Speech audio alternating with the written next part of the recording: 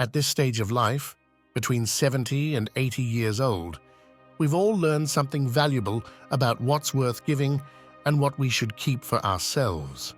And I'm not just talking about lending material things, I'm talking about protecting those intangible resources like our peace, our time, and even our emotional well-being.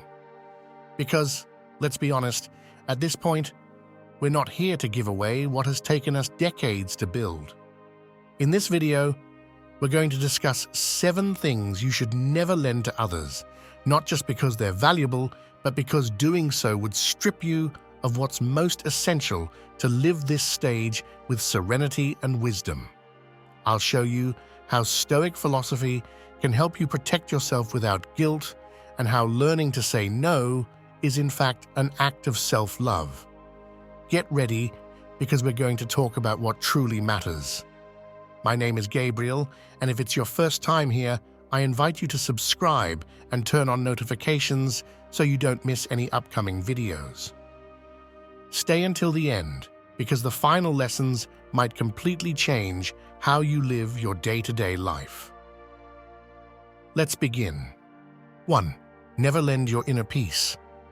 You know that feeling of being at ease, enjoying your coffee or your morning walk, when suddenly someone shows up with their drama, complaints, or urgency, and there goes your serenity. There's nothing more valuable than inner peace, and at this stage of life, lending it out is a luxury you can't afford. Stoic philosophy, especially Epictetus's teachings, reminds us of something crucial. The only thing we truly control is how we react to what happens around us. We can't stop others from bringing their problems, but we can decide if we'll let those problems settle into our minds. Think of your inner peace as your personal refuge, your fortress. Are you going to let just anyone walk in and create chaos? Sometimes, without realizing it, we allow others' emotions to impact us. You might worry because your child is dealing with a problem at work, or because a friend is tangled up in the same drama they've had for a decade. Here's a hard truth. You can't solve everyone else's problems, and you don't have to carry them on your shoulders. Your inner peace is a resource to protect, not lend out. This doesn't mean you should stop supporting or listening to loved ones, but there's a big difference between being empathetic and letting someone's chaos invade your tranquility. Marcus Aurelius, one of the great Stoics, said, "The happiness of your life depends on the quality of your thoughts." And if you're constantly letting others' problems become your own, how can you improve that quality? Here's a practical tip. The next time someone comes to you with their drama, take a deep breath and ask yourself, does this really depend on me? If the answer is no, listen with empathy, but don't let it steal your peace. It's not your job to carry everyone else's burdens. Protecting your inner peace isn't selfish, it's self-love. Because if you don't look out for yourself, who will? 2. Never lend your time without purpose. At this point in life, we all know time is the most valuable thing we have, and as we grow older, it becomes clearer that every minute counts. But here's the catch. Many times, we lend out our time without thinking, giving it away to things or people who don't deserve it, only to realize we'll never get it back. Seneca, always insightful, warned about this centuries ago. He said that people waste time as if they had an endless supply, when in reality, it's the most limited resource there is. And he was right. How many times have you said yes to commitments you didn't truly want to accept? Maybe someone asked for a favor or insisted you attend a gathering that added nothing to your life, and there you went, feeling like you were being kind. Here's another hard truth. Being kind doesn't mean sacrificing your time on things that don't fulfill you. That's not kindness, it's carelessness. Your time should be like a well-guarded treasure. By now, you should be spending it on what genuinely brings you happiness, with the people who matter, in activities that energize you, not on trivialities or meeting others' expectations. Self-love also means knowing when to say no to protect your time. Because let's be honest, no one else is going to do it for you. If you don't value your minutes, others won't either. Here's a small task. The next time someone asks you for a favor or wants you to get involved in something, ask yourself, is this really worth my time? Will it bring me anything? If the answer is no, don't feel guilty about declining. It's not selfish, it's self-love. And the time you choose not to spend on empty things is time you can invest in what truly fulfills you. We're not here to waste time at this stage of life. Each moment is an opportunity to enjoy, to learn, or simply to rest in peace. So choose wisely. 3. Never lend out your worries. Never lend out your worries. This one's a classic. Tell others about the foot that hurts and see how they'll unknowingly step right on it. I read that line somewhere. I don't remember where or who said it, but it stuck with me deeply. And it's true. Sometimes we think that by sharing our worries with others, we're freeing ourselves. But the truth is, we're just putting a target on our pain. Without realizing it, we give others the opportunity to make the problem bigger, to press on exactly where it hurts the most. This doesn't mean you shouldn't talk about what troubles you or seek support. But there's a big difference between that and lending out your worries to everyone who crosses your path. Marcus Aurelius put it clearly, our life is what our thoughts make it. If you fill your mind, and others, with worries, you'll only attract more of the same. It's natural to want to vent when something bothers us, but before running to tell the world about what's worrying you, ask yourself, do I actually want a solution, or am I just seeking attention for my problem? Because if you're looking for a solution, sometimes the answer isn't in lending out your worries to others, but in reflecting and finding within yourself what you can control. Stoicism teaches us that we can't control what happens, but we can control how we choose to face it. And often, the best way to confront a worry is not to let it become the main focus of your life. A practical tip: when something's worrying you, try to address it within a very small circle of trust, or, better yet, spend time reflecting in silence. If you allow outside noise to amplify your concerns, what was once a minor issue could turn into an insurmountable mountain. Protect your mind from those external voices that, intentionally or not, might press right where it hurts the most. Don't lend out your worries because no one will handle them with the same care as you. In the end, your well-being depends on how much space you give those worries in your life. And remember, self-love also means learning to deal with your problems without leaving them in others' hands. 4. Never lend out your expectations. Never lend out your expectations. This one's tricky. Throughout life, it's easy to fall into the trap of thinking that others should behave or act in certain ways according to what we expect of them. But here's a hard truth. Your expectations are yours, not theirs. And when you lend them out, hoping others will meet them, you're only setting yourself up for frustration. Epictetus put it clearly. Do not seek for things to happen as you want them to. Rather, wish for them to happen as they do, and you will be happy.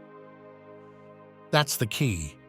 When you impose your expectations on others, whether it's your children, partner, or friends, you place a burden on them that isn't even theirs.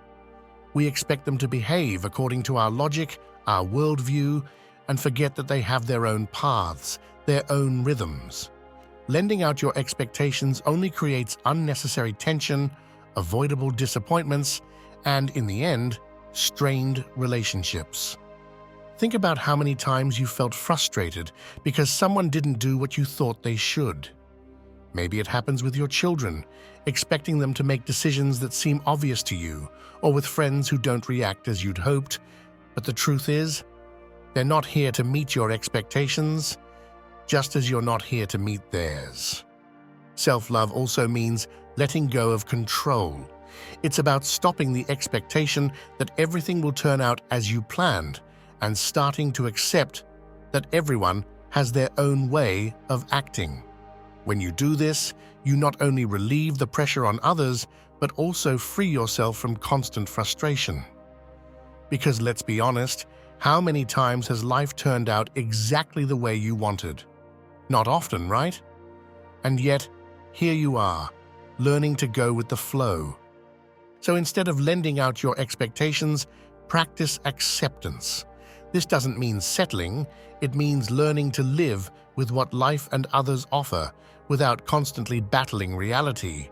Letting go of your expectations will make you freer, and it will also strengthen your relationships as you stop trying to fit others into your mold and start appreciating them as they are. 5. Never lend out your sense of identity. By this stage in life, you should have a strong sense of who you are. But surprisingly, it's easy as time goes by to start giving parts of our identity away to others. How does this happen? Simple. We begin to define ourselves by the roles we play for other people. You become so-and-so's mom, the grandparent of, the friend of, and suddenly your identity is so tied to what you do for others that you forget who you are without those titles. Seneca, with his unyielding wisdom, said, "Live for yourself." This has nothing to do with selfishness. It means that even though you've been many things to many people, your essence can't depend on those roles. If you lend your identity to what others expect from you or to the roles you've played in their lives, you risk losing control over who you truly are. Sometimes, after decades of being the family's backbone, the confidant for friends, or the person everyone turns to, you may feel a bit lost when those roles shift or disappear. But here's the truth. You were never just those roles. You're much more. Lending out your identity means letting others define who you are. But at this stage, it's time to reclaim it, to reconnect with yourself, with what you love, with what defines you, beyond what you do for others. Ask yourself this: who are you when no one needs anything from you? If you don't have a clear answer, it's time to find it. Self-love also means spending time rediscovering your passions, your interests, and above all, your worth, without relying on what others think or expect of you. Don't let yourself be boxed in by the roles you've played for others. Accept that those roles were important, but they're not everything. Reclaiming your identity will give you a new perspective, a sense of freedom and fulfillment that might have been buried under responsibilities. Because aging with wisdom also means remembering who you are and living for yourself with pride and without apologies. 6. Never lend out your emotional health. This is crucial because if there's one thing that requires constant protection, it's your emotional stability. Over the years, you've probably learned to navigate many difficult situations, dealing with others' dramas, misunderstandings, and sometimes conflicts you had no idea how you got pulled into. But here's a simple truth. If you lend out your emotional health to others' drama, you'll end up exhausted, frustrated, and worse yet, dragged down by storms that aren't even yours. The Stoics, especially Marcus Aurelius, taught us that it's not external events that affect us, but rather how we allow those events into our mental space. At this stage in life, it's vital to keep that mental space as clear as possible. We're no longer here to lose our emotional balance over issues that, frankly, aren't ours, or to be the emotional dumping ground for everyone around us. Perhaps at some point, you thought listening to and absorbing others' problems was a way to help. And in part it is. But there's a fine line between being supportive and letting others' emotions seep into your life, disturbing your peace. Imagine your mind as a house. Are you going to let just anyone come in, make a mess, and leave while you're left to clean up the chaos? No, right? The same applies to your emotional health. This is where self-love comes in. Knowing when to engage and when to step back is essential. It's not selfish. It's simply taking care of yourself so you can move forward with serenity. Here's a practical tip. The next time someone brings a load of negative emotions, ask yourself if you truly have the emotional capacity to handle it. If the answer is no, it's okay to set gentle but firm boundaries. Protecting your emotional health doesn't mean shutting yourself off from the world or lacking empathy. It means choosing carefully where and with whom you invest your emotional energy. And at this stage of life, that energy is more valuable than ever. So don't lend it out to situations that don't deserve it, because at the end of the day, if you don't take care of your emotional well-being, no one else will do it for you. 7. Never lend your future to the worries of the past. This is the perfect conclusion, because if there's one thing that weighs on us with age, it's those moments from the past that we keep dragging along like a suitcase full of stones, baggage we should have left behind by now. We all carry memories of what could have been, decisions we made or didn't make, mistakes, losses. But if you keep living with your gaze fixed on the past, you're mortgaging your future. And believe me, at this stage of life, your future deserves to be cherished and enjoyed. Epictetus said it best: "The past is beyond your control. The only thing you have is the present." And he couldn't be more right. You can't change what happened 20, 30, or 50 years ago, but you can choose how you live with what's ahead. Living in the past is like driving while looking only in the rearview mirror. Eventually, you're bound to crash because you're not paying attention to what lies in front of you. Maybe you've spent years replaying the same thoughts, reproaching yourself for decisions that seemed right or simply inevitable at the time. But here's an important truth. Staying anchored in those worries won't change them. All it does is steal your peace and enjoyment of the time you still have. And this is where self-love, in its most liberating form, comes in. Self-love is also about learning to let go, letting go of resentment toward yourself for what you didn't do or for what went wrong, letting go of guilt because you did the best you could with the tools you had at the time. I invite you to try an exercise. Think of something from the past that still weighs on you. Now ask yourself, does this thought improve my present, or is it keeping me from enjoying it? If it's getting in the way, it's time to let it go. I'm not saying to ignore your past, because all those experiences made you who you are today. But you can't let yesterday's worries define who you are now. You have more power than you think to decide how to live the time you have ahead. Living fully in the present is the best gift you can give yourself. What happened no longer holds power over you unless you allow it. So let the past stay where it belongs and focus on what you can build now, on what is still to come. Aging with wisdom means precisely this: learning from what you've lived, but not letting it bind you so tightly that you can't enjoy the future. As we move forward in life, we learn that the most valuable things aren't what we give to others, but what we know to keep for ourselves. Our peace, our time, our identity. Learning to protect these treasures is a sign of self-love, not selfishness. Each lesson we've shared today isn't just an invitation to reflect, but a call to act. Because at this stage of life, aging with wisdom isn't about giving more than you have. It's about learning to safeguard what you've already gained. Remember, your inner peace, your time, your emotional well-being, and your identity are what allow you to live fully. And no matter how much time you have ahead, what matters is to live it with serenity, with purpose, and above all, in peace with yourself. My name is Gabriel, and if it's your first time here on the channel, I invite you to subscribe and turn on notifications so you don't miss any of the upcoming topics we'll be covering. And if you've made it this far, it means you take your personal growth seriously, and that deserves recognition.